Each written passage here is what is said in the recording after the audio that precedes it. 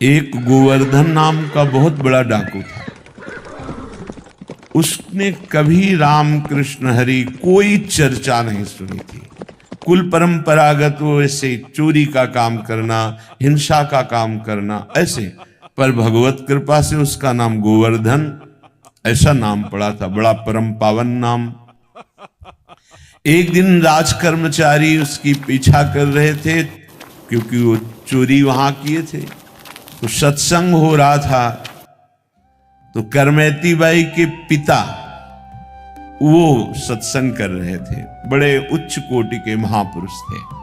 उच्च कोटि का महापुरुष उसे ही कहते हैं जो भगवत चर्चा केवल भगवत प्रसन्नता के लिए, अपनी आत्म संतुष्टता के लिए, अपने भगवत अनुराग के लिए करता है। उसी कथा में आके बैठ गए। कथा वृंदावन बिहारी लाल की हो रही थी कि लालजू महाराज को आज मैया जब गौचारण के लिए गोविंद जा रहे हैं तो बहुत सुंदर श्रृंगार किया है। आज मोर मुकुट स्वर्ण के मुकुट के ऊपर विराजमान किया। मोर का पंख स्वर्णिम मुकुट है। अब वो चोर था, स्वर्ण की बात सुनते उसके एकदम सावधान हो गए कान। अभी 10 वर्ष के हैं, हाथ में लकुट दी वो भी स्वर्ण की, कमर में करधनी बंधी वो भी स्वर्ण की, बहुत हीरो से जटित बाजूबंद हैं, वक्षा स्थल में हार आदि आभूषण हैं। अब तो उसको लगा कि इतना धनी बालक 10 वर्ष का, हम इधर उधर चोरी करते हैं, अगर इसको लूट लें तो हम धनी हो जाएंगे। विचार तो बहुत बढ़िया बना। जो गोविंद को लूट ले उससे बड़ा धनी और कौन हो सकता है। बहुत ही प्रवीण बलवान चोरी में था। कथा संपन्न हुई। व्यास भगवान जो कथा कह रहे थे उनके समीप गए। परशुराम जी उनका नाम था। कहा तुम डरना मत। उनका मैं क्यों डरूंगा आपसे। बोले मैं अपना परिचय बताता हूं, मैं गोवर्धन डाकू हूं। कहा बढ़िया है भाई, तुम्हारा नाम तो बहुत बढ़िया है, हमसे क्या काम। पता बताओ, ये जो अभी धनी बालक की बात आपने की, इसको मैं लूटूंगा। बड़े प्यार से देखा उनका, हो भगवान की कृपा हो गई इस जीव पर, भगवान की कृपा। बोले भाई तुम्हारी क्या ताकत है, बड़े से बड़ा कोई डाकू उनको नहीं लूट सकता। तो उन्होंने कहा तुम हमें जानते नहीं, एक बार अगर हम ठान ले तो निश्चित हम उसे लूट लेते हैं। तो उनका ऐसा कोई बलवान ही नहीं हुआ कि हम जिनकी बात कर रहे हैं उनको लूट ले। तत्काल उसने बड़ी सी चाकू निकाली और कहा पता चुपचाप लिखो, हम जरूर उसको लूटेंगे। और देखो हम चोर जरूर हैं, लेकिन हम बहुत जिद्दी स्वभाव के हैं। तुम्हारे सामने कसम खाते हैं हम, जब तक हम उसे लूट नहीं लेंगे पानी नहीं पिएंगे।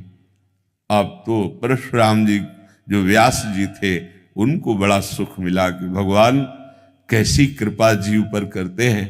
तो उनका भाई सुनो, उनका नाम कृष्ण है। वो वृंदावन में गौएं चराते हैं, पर वो देखने को तो 10 वर्ष के हैं, पर प्रवीणता उनकी बहुत बड़ी है। वो जल्दी किसी के फुसलाने में फुसलने वाले नहीं और धमकाने में डरने वाले नहीं। तुमने ठान लिया इसलिए मुझे लगता है तुम लूट सकते हो, क्योंकि जो ठान ले, निश्चय कर ले, तो ये दुर्लभ नहीं है, फिर ये मिल सकते हैं। उसने कहा पक्का, पर मुझे नाम पता नहीं, याद रहे कि ना रहे, नाम बताओ। तो उनका सहज सरल नाम का श्याम सुंदर है। श्याम सुंदर, श्याम सुंदर, वृंदावन में श्याम सुंदर, वृंदावन में श्याम सुंदर। भजन बनने लगा। देखो सत्संग का प्रभाव देखो। भगवत मिलने के लिए कमर कस ली, भगवान का साक्षात्कार करने के लिए अनजाने में शपथ खा ली, जब तक देखूंगा नहीं पानी नहीं पीऊंगा। जब चलने लगे तो परशुराम जी ने कहा, भाई आखिरी उपाय मैं बता देता हूं, जब तुम्हारा बल ना चले तो देखो अभी हम लाते हैं हमारे घर में ठाकुर को भोग लगाने के लिए माखन मिश्री है, और उसको ये बहुत प्यारा है माखन मिश्री। जब वो तुम्हारी घुड़की से, तुम्हारी चतुरता से ना लूटे तो फिर प्यार से तुम उसे लूट सकते हो। ये माखन मिश्री खवाना और लूट लेना। हाँ, ये बात तो ठीक है। माखन मिश्री भी रख ली। पैदल वहां से चला वृंदावन के लिए। वृंदावन श्याम सुंदर, वृंदावन श्याम सुंदर। कैसी भगवान की कृपा होती है। नाम जब शुरू, नामी के धाम का स्मरण, और वही भावना करता जा रहा है। ऐसा मुकुट पहने थे, ऐसा हार पहने थे, ऐसी बाजूबंद थी, ऐसी करधनी, ऐसी, ये सब हमको लूटना है। बड़ा प्रसन्न, पानी भी नहीं पिया। अब जब वृंदावन में आया, अब वो पूछता है कि श्याम सुंदर यहां गौएं कहां चराते हैं। लोगों ने समझा बावरा है, पागल हो गया है, क्योंकि वो तो द्वापर में भगवान प्रकट हुए थे, वो लीला की थी गौएं चराने की। अब इस कलयुग में कहां ऐसा। तो किसी ने ना तो परिचय बताया, उसको लगा गौएं तो कहीं जंगल में चराते होंगे। तो ब्रजमंडल में जहां जहां लता पता वृक्षों के समुदाय, वहां देखता तो गौएं दिखाई देती, पर वहां कहीं जैसा परिचय बताया था वैसा गोप चरवाहा नहीं दिखाई देता। प्यास से व्याकुल, भूख से व्याकुल, लूटने का दृढ़ संकल्प, पुकारा श्याम सुंदर, श्याम सुंदर। कोई आर्त भाव से भगवान को पुकारे तो भगवान एक ही नाम में प्रकाशित हो जाते हैं।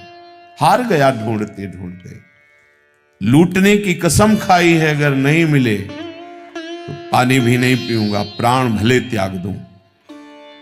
जहां ऐसा समर्पण, और जो हार गया तो उसके हृदय में आर्त भाव आ जाता है। श्याम सुंदर। दृश्य बदल गया। जब आंख खोली तो देखा बहुत ही दिव्य, सब नवीन गौएं, ऐसी गौएं जिनके देखने मात्र से उसके हृदय की प्यास, भूख की जलन शांत हो गई, क्योंकि सब श्रुति स्वरूपा, भगवत स्वरूपा है। और उनके मध्य में जैसा कथा में सुना था वैसा ही प्रभु को देखा। सोचा ये तो बालक है, सखा लोग, ये हमारा क्या कर लेंगे। गया श्याम सुंदर। प्रभु बहुत मुस्कुराकर नेत्र नचाते हुए देखे। हाँ जी, इधर आओ, हमें तुमसे बात करनी। तो सखाओं से कहा, भाई तुम खेलो, ये मेरा नया अतिथि आया है, इसका हम स्वागत करते हैं।